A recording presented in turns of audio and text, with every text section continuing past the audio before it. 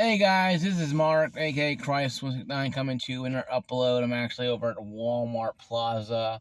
The flashing lights are emergency vehicles are at the Walmart for some reason. I don't know what's going on. It's not important to this video.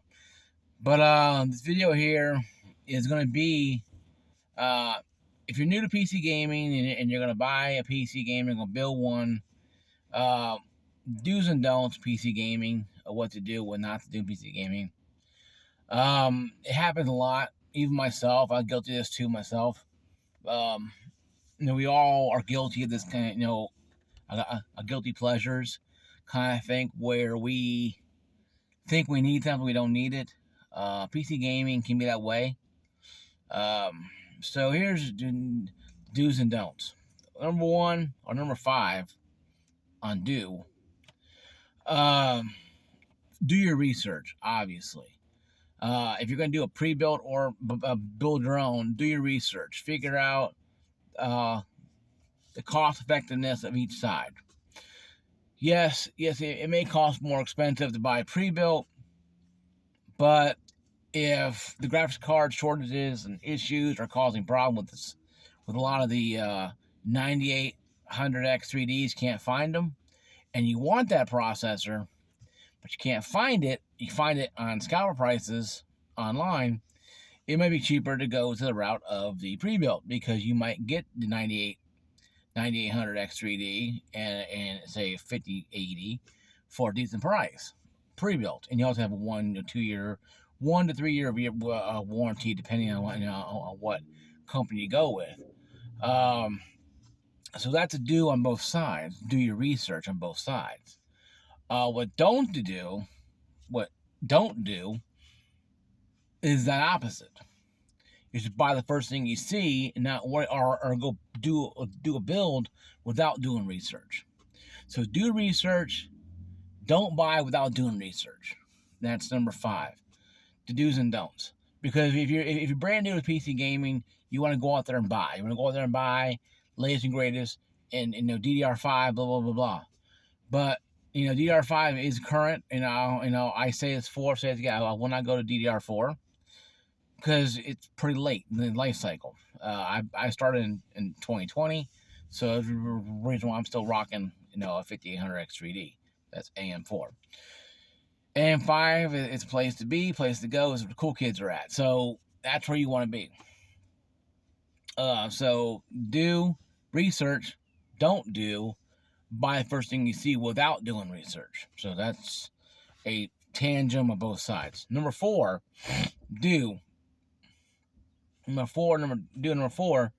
is you don't have to have the latest and greatest keyboard.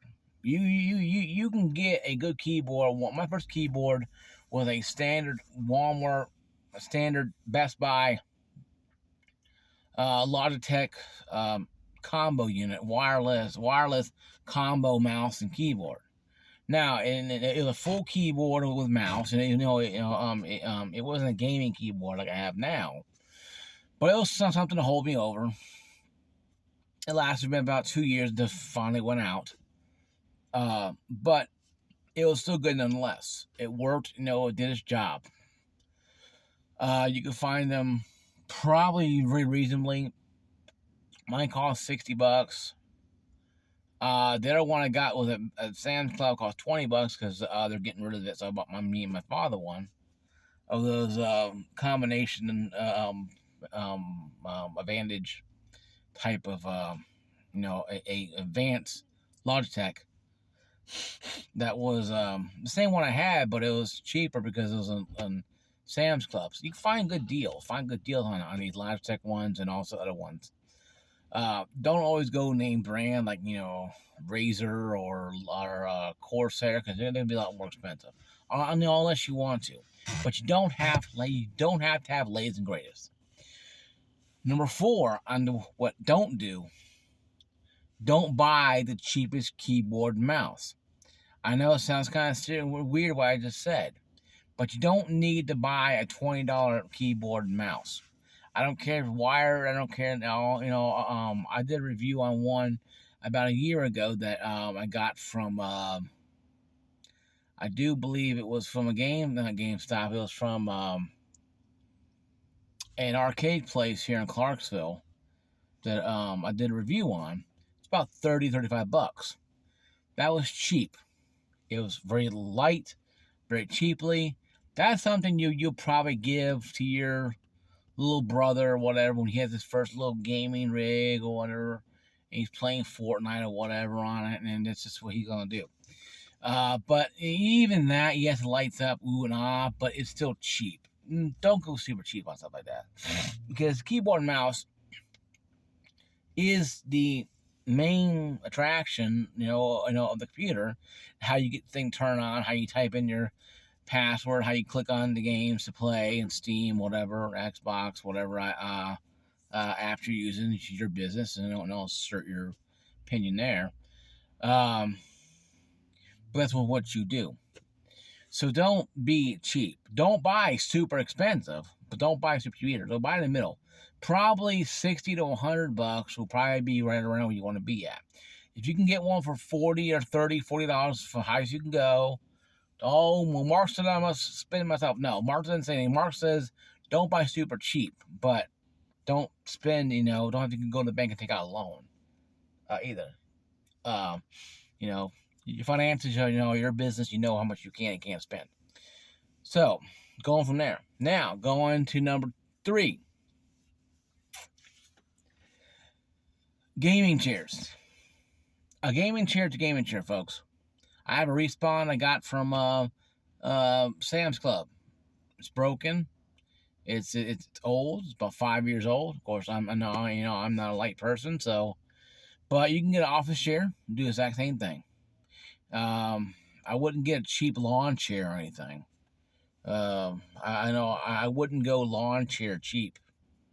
I would go probably a good office chair, gaming chair. Probably a good office chair, because you're gonna be sitting in there for a few hours, an hour or two, however long you're gonna be in there. So you want to do it that way. You want to have enough time where you can have enough time for your feet and legs to relax and not get numb. You don't want to think what's going to cause you to have numb. But what don't do on 3 on the gaming chair is buy the most expensive or cheapest. You don't want to buy the cheapest, but you don't want to buy the most expensive. So you don't want to buy the most expensive on do, but you don't want to buy the cheapest either on don't do. That way you don't have to worry about having, you have, the latest and greatest, but you don't need latest and greatest for a gaming chair. Now your gaming chair is going to be something you're going to sit in, so it has to be comfortable. It has to have some niceties, but you don't want it to be vibrating and have heated bucket, leather bucket seats and heats up. Now I don't think that's kind of excessive. But now you do you kind of thing. If you want to spend that kind of money, hey, go for it. You go nuts. And if you want to spend that kind of money, then go nuts. But if you don't want to spend that kind of money, if you don't want to go nuts on that, you can always buy a decent chair. Now, don't buy a cheap lawn chair. And this is part of the don't on number 3. Don't buy a cheap lawn chair or a cheap wooden chair, because you're going to be sitting in a long period of time. If you got work to do, go do. Like you working in a stock room, you don't hurt your back sitting in a chair, in a wooden chair all for 2-3 hours. So an office chair will do. Now you can get one $50, $100, whatever at Walmart, and it'll hold you over. You'll be good. Number 2, the big do. Buy a monitor that is something of your liking, or resolution that you're going for. What I mean by that is the resolution you're going for. Let's say you're going 1080p. Let's say you got a 3060 12 gigabyte card. You can do 1080p or 2K. So you do 1080p. Now, 240 hertz. Okay, you can buy a decent one at Walmart or Best Buy or Micro Center if you have a Micro Center in town. Then God bless you if you have one of those. Or online, you can get probably a 240. 1080p, 27 inch, probably for a decent price. and you can it'll run what a 3070 or the pre-built you bought with 5080 in there or whatever. But also on the don't side, don't buy a monitor that is too cheap that it's just like a standard old monitor. You don't want to do that. You don't want to buy a standard monitor because that doesn't help you in the long run. It's going to hurt you in the long run. It's going to hurt you more than help you. Because, if you're playing a 60p monitor and your graphics card can do over 250 frames, and you're playing like a racing game or a first-person shooter, you're going to have the issue of not having the correct frames, and you're going to lose races, you're going to lose, the games, be the matches, because you're not fast enough to react. So always buy something that's compatible with your lifestyle. People ask me, well, what should I buy? I always tell them, buy what's compatible to your lifestyle. If your gaming style is fast-paced Twitch or shooters, you don't want a 1440p monitor that only gets 100 frames. But you don't want a 2K, you don't want a 1080p monitor that only does 60 frames. You want the highest you can get your hands on. And also too, though, also in the don'ts, don't buy a 4K monitor, and if you have like a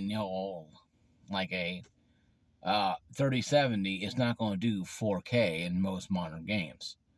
So you have to buy with common sense. So don't buy the latest greatest monitor. Now, number one, the biggest thing that people do and don't do with their rig, and with the multi, and with the multi one here, they don't check for the adequate RAM. The RAM is the biggest thing. RAM is going to be the biggest thing. Graphics cards are going to come in time. RAM, what you need to process RAM. Random access memory, what you need. You need a minimum at least 32 right now in today's gaming market. Don't buy a pre-built 16. Wasting money. But also, don't spend $500 on 128 gigabytes of RAM if the game you're playing is Fortnite, Apex Legends, and maybe a few AAA titles. If you're not using that 120 gigabytes of RAM for actual processing and doing something that's really demands gaming, then you can get what 64, 32 is good to go. A 32 is the normal, and I'll go 32. I have 32 myself.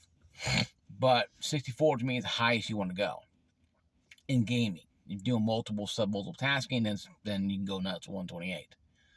But I would not go nuts any lower than 32. Because 8 ain't going to work, and 16 is barely manageable. It's probably manageable in some games, but as AAA games come out, we're seeing the RAM go 16, 32 eventually. 16 becoming a norm. So I would go probably 32 just to be safe. Well, what you don't do is, don't buy inadequate RAM. Don't buy a RAM that's being discontinued. Because what happens if you need more sticks? So if you buy 2 sticks of 8, you need 16. Oh, I can get 2, I get 32. You go to the store, they're sold out. You're stuck with it. Now you have to go buy brand new RAM sticks. So you want to make sure the RAM you're buying is A, actually in stock, and B, will be in stock for many years to come. So this, guys, is my video, guys. Hope this helps you a little bit. I know it's a little fast paced, but the do's and don't do's of PC gaming, the first time PC gamer. Like, subscribe, and ring that bell. See you guys later. Peace out.